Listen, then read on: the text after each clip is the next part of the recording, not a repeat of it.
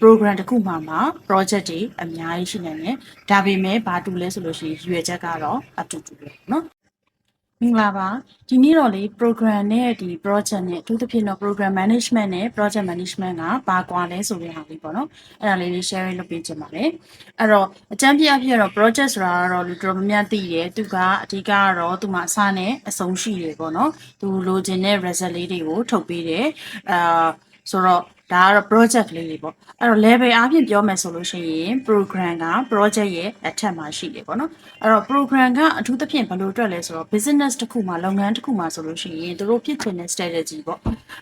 ဈေးဆိုင်တွေပေါ့ဈေးဆိုင်တွေအများကြီးဖွင့်ချင်တယ်ပေါ့နော်ဈေးဆိုင်တွေအများကြီးဖွင့်ဖို့ရအတွက်ကို့မှာလည်းဖွင့်ထားပြီးသားဈေးဆိုင်တွေလည်းရှိတယ်ဒါဆိုလို့ရှိရင်အဲ့ဒီကောင်တွေအကုန်လုံးအတွက်ကို marketing program တစ်ခုလုပ်ချင်တယ်အဲ့တော့ပြောချင်တာက तू ကဒီဈေးဆိုင်ရန်ကုန်မှာရှိတဲ့ဈေးဆိုင်လေးအတွက်ပဲမဟုတ်ဘူးမန္တလေးမှာရှိတဲ့ဈေးဆိုင်လေးအတွက်ပဲမဟုတ်ဘူးသူ့ရဲ့ရည်ရွယ်ချက်က तू ကဥပမာအားဖြင့်ဆိုလို့ရှိရင်ဒါ profit ဘယ်လောက်ထိရချင်တယ်နောက်ထပ်တစ်နှစ်အတွင်းမှာနှစ်နှစ်အတွင်းမှာပေါ့နော်နောက်ထပ်ဘယ်နှ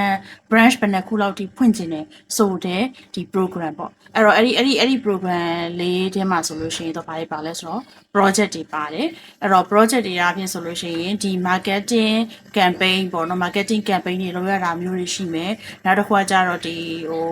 သူရဲ့သက်ဆိုင်ရာနေရာမှာ promotion ပေးရတဲ့ကိစ္စမျိုးလေးတွေ promotion နဲ့ပတ်သက်တဲ့ in-store promotion လေးတွေလည်းရှိနိုင်တယ်ပြီးတော့လို့ရှိရင် digital marketing project တွေပေါ့program တစ်ခုမှာ project တွေအများကြီးရှိနိုင်တယ်ဒါပေမဲ့ဘာတူလဲဆိုလို့ရှိရင်ရွေချက်ကတော့အတူတူပဲเนาะ